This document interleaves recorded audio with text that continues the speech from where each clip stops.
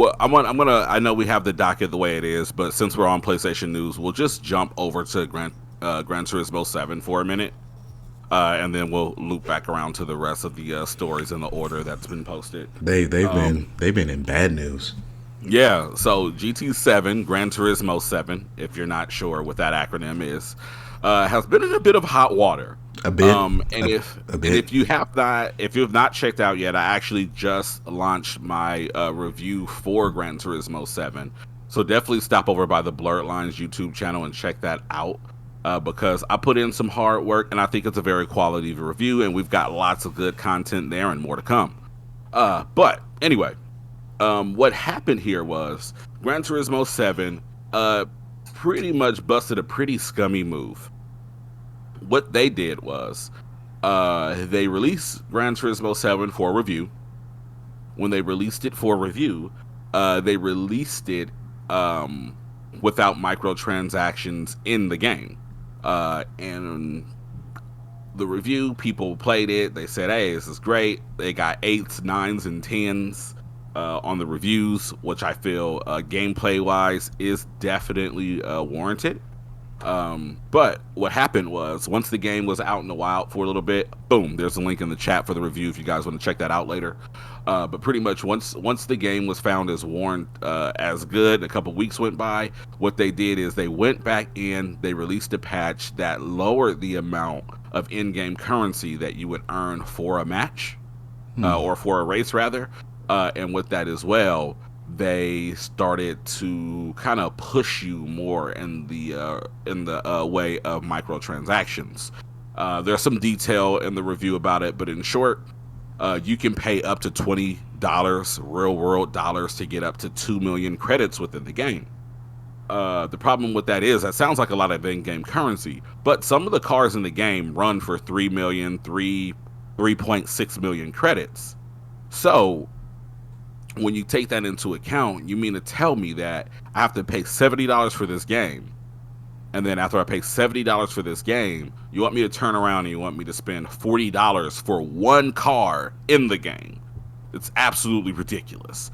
So they have been getting review bombed left and right. It is, yeah, it does sound like 2K, which is crazy. The difference is though, the people that play GT7 are more so in the realm of core gamers, where 2K is usually in the realm of casual gamers that don't really speak up as much. So 2K is going to get away with that because they're not paying attention and as tuned in as people that would be watching the show are. But nonetheless, it is the lowest rated fan game on Metacritic for any PlayStation exclusive ever right now. They've been getting a review bomb. So Polyphony Digital came out. They released an apology. They vowed to basically fix the in-game economy because $40 for a freaking car in a $70 game is redonkulous. And with that as well, they are also rolling out 1 million credits to all players in the game. It's kind of a good faith of, okay, my bad, we messed up. I don't know though, man. And this kind of goes to what I was saying earlier about where PlayStation, while they're doing a lot of good stuff and putting some good games out there, we're starting to get a hint of them kind of being a bit arrogant, and that's scary, and it's bad for the consumers. Absolutely. Yeah. So I mean, Hannah Montana said everybody makes mistakes. Hannah Montana? She said that. I'm going to put that on a shirt with Lady Gunner saying it because that was so smooth. She said, Hannah Montana said everyone makes mistakes. Everybody makes mistakes. Everybody has those days. Yeah, maybe they do. Maybe they do. I don't know. But that's a pretty expensive mistake. $40 for a digital car, especially when you consider in Gran Turismo Sport, which was the last Gran Turismo game released. Like some of those same cars were purchasable for like $3 or $4 in real world cash. So I mean, my thing is, if you want to have microtransactions in your game, because some people, maybe they want to play the game but don't have as much time to grind. I'm not gonna lie, I'm not gonna be that person that says microtransactions should not be in games, because if that's what you want to do that. Cool. Spend $15 and get you some credits and get ahead of the game if that's what you want to do. So long as it's not pay to win in a competitive environment, go for what you know, bro. But I think it becomes a bit of an issue where you fine tune your game, like I said, by turning down the amount of money that you can win for in-game races and releasing super limited expensive games. I mean, expensive content in the game. Like they're doing like egregious things, or at least they were. For now, we'll say they were until we see what the fix looks like. But I cannot make this up.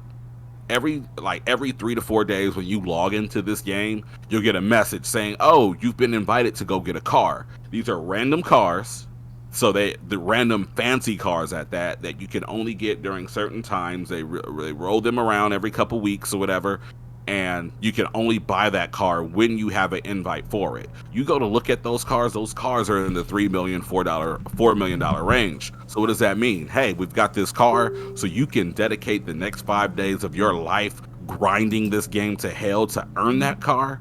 Oh, by the way, we did turn down the amount of credits that you get for while grinding. Or you can just give us $40 and we'll give it to you now. That's not okay. Like, I understand if this is a free game and you can just go and download it, and that's how they're getting their money at that point. It's free, so hey, whatever, go for what you know. But if you're asking for $70 up front, why do I have to give you another $40 for content that I should be able to reasonably play for and get without getting gray hairs to do it? Yeah. So any thoughts on that, Perry? I mean, Gummy's practice for microtransactions has always been something that's bothered me in the game industry. I understand you got to make your buck. I understand that you want to feed the economy like some of these, I mean, not some, but all these developers need to be feeding. But if once it becomes a scummy practice, you need to go ahead and get kicked to the curb. That's not something, if it makes sense, like Road Company. I love their microtransaction. You can either grind for this stuff, you get rewarded quite handsomely if you play enough. Want to unlock a road? Play a few hours. You can unlock this road with this type of currency. You want to get it now? Spend $1. You want the season pass to get all the roads? Here. You want the skins? You can either grind or you can buy it. And it's not a hard grind. And Road Company is a free game, and their models are perfect. You know, like, you don't have to gouge your fan base in order to get money out of them. Like, GT7 is good enough on its own because, like, I had the pleasure of reviewing the game and doing most of the playing before they jacked up the in-game economy. And because I enjoyed the game, and because our partners over at Blerd Approved Gaming are so wonderful, I didn't have to pay for the game out of pocket. So I didn't have any problem with, because I love the Nissan GTR, I didn't have any problem putting in $20 to support the game on my own merit to get 2 million credits to kind of get some of my favorite cars ahead of the game. Like, leave that decision to the consumer, but don't force their hand. Like, that's super, super greasy in my opinion, man. Yeah. So wait, is Slub Love, is that Liv? Yeah, it's Liv. Liv, don't change your name and not tell us. That's not okay. It's clear. If you don't know her by now, it's easily shown that it's her. But well, yeah, as I start to read through, I'm like, wait a minute, that's Liv. But at first, when you start to read the chat and how Love talk, it's like, oh, okay. Yeah. But when Slub Lub is like, hey, Greg, you're wearing your hair up? I'm like, I don't know who you are, but yes, my hair is up. If she would have said eyebrows, you would have immediately, oh, that's Liv. Oh, yeah, I would have known. But I didn't know Liv was in the chat. I've got to, there we go. Now they look better.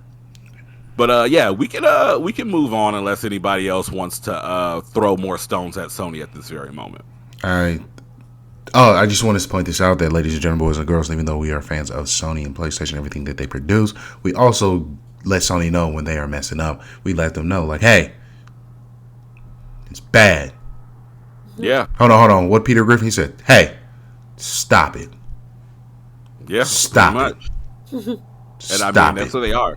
So like, be in mind, like, PlayStation fans and all, just like if Xbox messes up, we're going to pull their cards, we're going to pull PlayStation's cards. And we still haven't forgot about the fact that they are investigating potential sexual harassment and women oppression in their studio offices of America. So y'all better do something on that. We've seen that tactic before of, oh, well, we're investigating, and then you don't hear anything. We know. We see y'all. If you guys are doing scummy things in that office to the beautiful women in this country, Y'all better speak up. Y'all better make some changes. Y'all better promote some women. Y'all better cut some checks. Y'all better make a public apology at some point or another. We not playing with y'all. And also, Microsoft and PlayStation, you guys make mistakes. Nintendo, you do no wrong. Yeah. You do no wrong. Shout out to Kirby. Yeah, Nintendo is over here with like mad like 10-year-old 90s Photoshop photo shoot vibes. Mm-hmm. So you know, like they just chilling, man. They're chilling. Exactly. Shout out to Nintendo. Because they're like, I don't care if I have to reskin and rehash this game over and over. I know I'm gonna get my money because our fans are loyal fans. Right. Yeah, They're just just got a loyal oh fan yeah. base, boy. They don't care what's going on. I was like, oh, the new Nintendo game? Bro, it's the same game that you got last year. I don't care. I'm spending the full price. I can see it now. Somewhere, Doug Bowser is sitting on top of a hill of all already printed copies of Metroid 4, Bayonetta 3, and also Breath of the Wild 2, and he's twisting his imaginary mustache and saying, delay them again. Sell them games they already own. Because he's Bowser, and of course you expect Bowser to destroy Nintendo, right? Right? No? Maybe not.